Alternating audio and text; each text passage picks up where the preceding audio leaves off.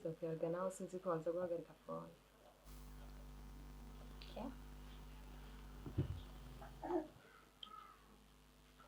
Ikintu kimwe nashatse kuvugana nawe. Maze iminsi ndakwitegereza ngo warahindutse. Warahindutse ku rugero ntari nibaza ko wogeze. Kubijanye n'iki? Sinzi ko hagera igihe basi bikanagutera n'isoni ukumvura n'amaramara. Kubiki? Ko niko nakubaza nko mw'ishuri. Ako bifa ndakubaza. Muri uru rugo hari ikintu abavyeyi batadusigiye. So, sindagutabara neza ikintu kirashaka. Hari ikintu na kimwe abavyeyi batadusigiye. Oya hari cugeze ubura ngaha. Mukobwa vyakunaniye yuko wombwira ati ikintu ushaka kubarira ni iki vyakunaniye. Ndabona n'amanyamara kubanye menshi sivyo? Igihari ndi mutoyi wawe nivyo. Ako ukuntu wirirwa uzana abantu ngaha. Indaya zinjira zikurakuranwa. Eski ino nzu wayifashe nk'iki wewe? Atiki. Iyi nzu wayifashe nk'iki? Quartier yose barakuzi nabo. Ubuzima bw'iwanje urabushinze wewe. Iyi nzu ni guest.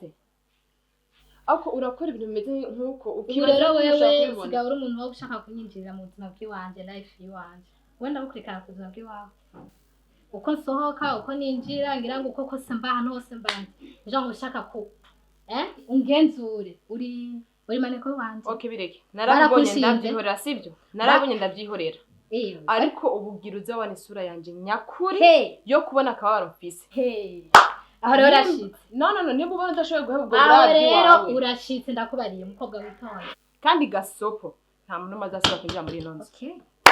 Ndabibwiye. Nta muntu maze asubira kwinjira muri iyi nzu. Nimba udashoboye kureka uburaya bwawe renda nico kunda we nto. Okay uzobukorera hanze atari ngaha muze. Aha nyene aha. Ukuranyuma. Aha nyene aha. Turu. Mukobwa tuza. Urabaza kandi umenga mva mushenzi we.